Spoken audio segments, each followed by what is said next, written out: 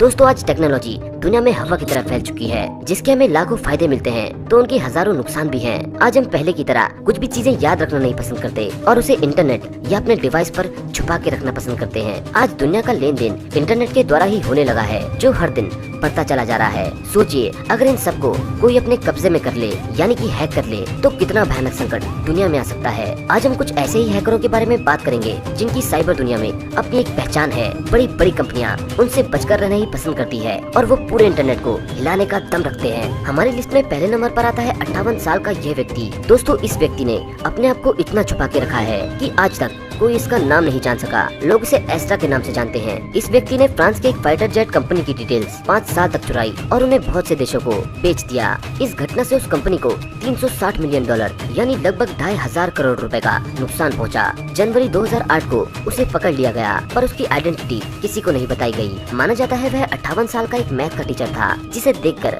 कोई बता नहीं सकता था कि वो इतना बड़ा कारनामा कर सकता है। दूसरा, केविन पॉल्सन। केविन पॉल्सन को डार्क दांते के नाम से भी जाना जाता है। 1990 के करीब केविन ने अपने दो दोस्त केविन ऑस्टिन और जस्टिन पीटरसन के साथ मिलकर एक रेडियो स्टेशन की IIS FM 102 को हैक किया और वहां चल रहे शो को जीत लिया। केविन ने वहां आ रही सभी लाइंस को 15 मिनट तक हैक करके रखा और शो में रखा लेटेस्ट स्पोर्ट्स कार, $20,000 और 2 हवाई की छुट्टियों का इनाम जीत लिया। पॉल्सन के ऊपर पहले से भी कई केस पेंडिंग पर थे। 1991 में केविन को एक सुपरमार्केट के कर्मचारियों ने पहचान लिया और उसे पकड़ लिया गया। पकड़े जाने के बाद पॉल्सन ने बताया उन्हें उस सुपरमार्केट में जाने का बहुत पछतावा है।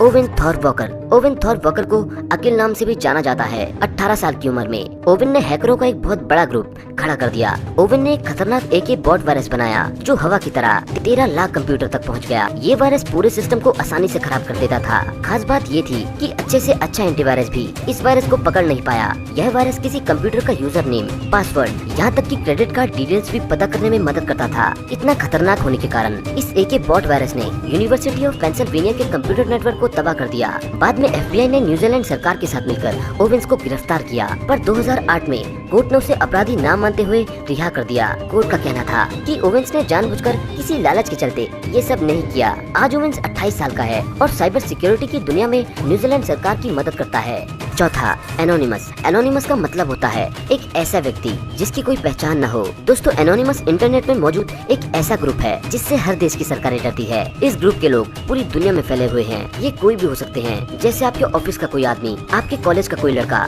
या आपके पड़ोसी, कोई भी। इनकी बस एक मांग है, जो है पूरी दुनिया के लोगों को एनोनिमस बनाना। दोस्तों ये लोग चाहते हैं कि इंटरनेट में सबको बराबर अधिकार मिले, कोई किसी पर भी नजर न रख सके। अगर किसी के भी साथ बुरा होता है तो ये ग्रुप उनसे बदला लेता है। ये लोग अपने फायदे के लिए ये सब नहीं करते। ये सब सिर्फ करप्ट लोगों को मजा चखाने के लिए करते हैं। यह ग्रुप इतना मजबूत है कि इनसे कुछ मतभेदों के चलते इसने चाइनीज गवर्नमेंट वेबसाइट को भी हैक कर वहाँ के लोगों की जानकारियाँ चुरा ली। यही नहीं, इसने FBI को भी नहीं छोड़ा, जिस वजह से दुनिया के सारे देश इनसे दूर ही रहना पसंद करते हैं। पांचवा, एल्बर्ट गोंजालेस। दोस्तों एल्बर्ट गोंजालेस को अमेरिकन हैकिंग हिस्ट्री का बादशाह माना जाता है। 1981 में जन्मे एल्बर्ट ने अपनी हैकिंग करियर की शुरुआत में ही इंटरनेट पर शैडो क्रू नाम से हैकरों का एक ग्रुप बनाया। इस ग्रुप के लोगों ने 15 लाख नकली passport, ID card, insurance card, birth certificate और कई जरूरी दस्तावेज बेचे, जिनसे इन्होंने करोड़ों कमाए। 2005 से 2007 के बीच एल्बर्ट ने SQL structured query language method की मदद से पूरे 2 साल तक अमेरिका की आधी आबादी यानी 17 करोड़ लोगों की बैंक डिटेल्स और क्रेडिट कार्ड नंबर को चुराकर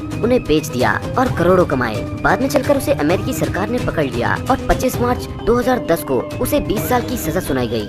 नंबर 6, जॉर्ज फ्रांसिस हॉट्स। 2 अक्टूबर 1989 में जन्मे जॉर्ज अपने IQ लेवल और अपनी तीव्र बुद्धि के लिए बहुत प्रसिद्ध हुए। जॉर्ज ने अपने हुनर का गलत इस्तेमाल न करके उसे एप्पल कंपनी की धज्जियां उड़ाने में लगा दिया। दरअसल जॉर्ज को किसी भी डिवाइस की कमियां ढूंढने में महारत हासिल थी। वह एप्पल के सारे फोन्स खरीदकर उनका तोड़ निकालते थे और अपने ब्लॉग पर छाप देते थे। जॉर्ज ने PlayStation 3 की भी कई कमियां सार्वजनिक की। उनके खिलाफ कई केस दर्ज हुए, जिन्हें उन्होंने जल्दी सुलझा लिया। आज जॉर्ज 30 साल के हैं। उनकी अपनी खुद की बनाई हुई एक सेल्फ ड्राइविंग कार है और वो गूगल और बाकी कंपनियों के साथ मिलकर काम करते हैं। नंबर 7, एंड्रियन लामो। एंड्रियन लामो को होमलेस हैकर के नाम से भी जाना जाता है, क्योंकि वह कभी भी एक जगह नहीं रहते थे। करीब होने के कारण एंड्रियन इधर उधर किसी साइबर कैफे में बैठकर ही हैकिंग सीखते थे। धीरे धीरे एंड्रियन ने माइक्रोसॉफ्ट, SBC कम्युनिकेशन और याहू जैसी वेबसाइट्स को हैक किया। पकड़े जाने पर एंड्रियन को 6 महीने की सजा और 2 साल तक प्रोबेशन पीरियड में रखा गया। साथ ही साथ एंड्रियन को $65,000 का जुर्माना लगाया गया। सालों तक एंड्रियन लामो को किसी कंपनी में काम नहीं दिया गया और महज 35 साल की उम्र में 14 मार्च 2018 को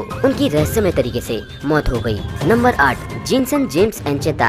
21 वर्षीय जिनसन को हैकरों का मास्टरमाइंड कहा जाता है। दरअसल जिनसन ने अपनी एक वेबसाइट बनाई और उसमें किसी भी सिस्टम को हैक कर उसे बेचने के दाम लिख दिए। जिनसन ने एक बॉटनेट वायरस को 4 लाख कंप्यूटर में फैला दिया और फिर उस वायरस की मदद से सारे कंप्यूटर की डिटेल्स पाने के बाद उन्हें विज्ञापन कंपनीज और दूसरे हैकरों को बेच दिया और लाखों कमाए। पर क्योंकि किस्मत से उन 4 लाख कंप्यूटर में से 2 रक्षा विभाग के थे, इसलिए यूएस सरकार ने उसे जल्द ही पकड़ लिया। उससे उसकी BMW कार छीन ली गई और उसे 57 महीने की सजा सुनाई गई। Number 9, Robert टपन Morris. रॉबर्ट ही वह व्यक्ति था जिसने पहले कंप्यूटर वर्म की खोज की। नवंबर 2, 1988 को मॉरिस ने मॉरिस वर्म नाम से एक वायरस बनाया जो डिस्ट्रीब्यूट डिनाइल सर्विस के आधार पर काम करता था। इस अटैक से सामने वाले कंप्यूटर पर इतना ट्रैफिक भेजा जाता है जिससे वो बंद पड़ जाए। एक वायरस और एक वर्म में फर्क बस इतना होता है कि एक वायरस को ऊपर से कमांड की जरूरत पड़ती है, जबकि एक वर्म, एक कीड़ा, खुद ब खुद सिस्टम को तबाह कर देता है। इस वर्म ने कई सारे कंप्यूटर्स को नुकसान पहुंचाया, जिस वजह से रॉबर्ट को 3 साल की सजा सुनाई गई। नंबर 10, मैथ्यू बेवन और रिचर्ड प्राइस यानी कि ऊजी और द डाटा स्ट्रीम काउबॉय। इन हैकरों के कारनामे ऐसे थे कि अगर ये जल्द पकड़े न जाते तो शायद आज वर्ल्ड वॉर 3 हो चुका होता। दरअसल इन दोनों हैकरों ने कई साल पेंटागन पर साइबर अटैक किए और 1996 को ये कामयाब भी हो गए। अमेरिकी डाटाबेस को हैक कर इन्होंने उस सिस्टम से नॉर्थ कोरिया पर अटैक करना शुरू कर दिया। अब क्योंकि ये गवर्नमेंट वेबसाइट से अटैक कर रहे थे तो नॉर्थ कोरिया भी इसे सहन नहीं करता और वर्ल्ड वॉर 3 हो सकती थी, पर समय पर इन्हें पकड़ लिया गया, जिससे इतना बड़ा संकट होने से बच गया।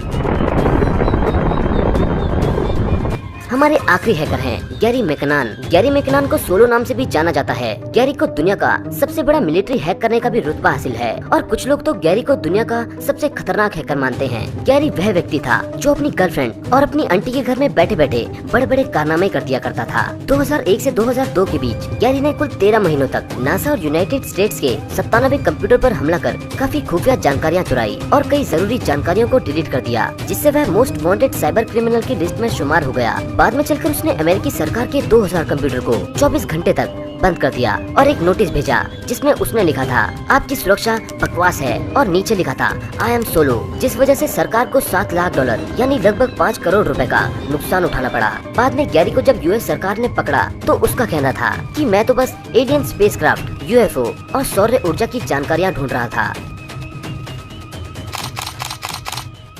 लोगों का मानना था कि गैरी को वहाँ से कुछ ऐसी जानकारियाँ मिली जिससे नासा में चल रहे बड़े से बड़े राज खोले जा सकते थे। वो क्या था? आखिर वह उन फाइल से क्या करना चाहता था? क्या सही में वह नासा का कोई खुफिया प्रोजेक्ट था? ऐसी कौन सी बातें हैं जो आम नागरिकों से छुपाई गई, जानेंगे हमारी अगली वीडियो में। दोस्तों, आपको इन सभी हैकरों में सबसे अच्छा कौन लगा? क्या आप भी एक हैकर बनना चाहते हैं? हमें कमेंट बॉक्स में जरूर बताएं। दोस्तों, ऐसी वीडियोस बनाने में बहुत मेहनत लगती है, तो कृपया अपना सपोर्ट दिखाएं और चैनल को सब्सक्राइब करना न भूलें, जिससे इसका अगला पार्ट आप सबसे पहले देख सकें।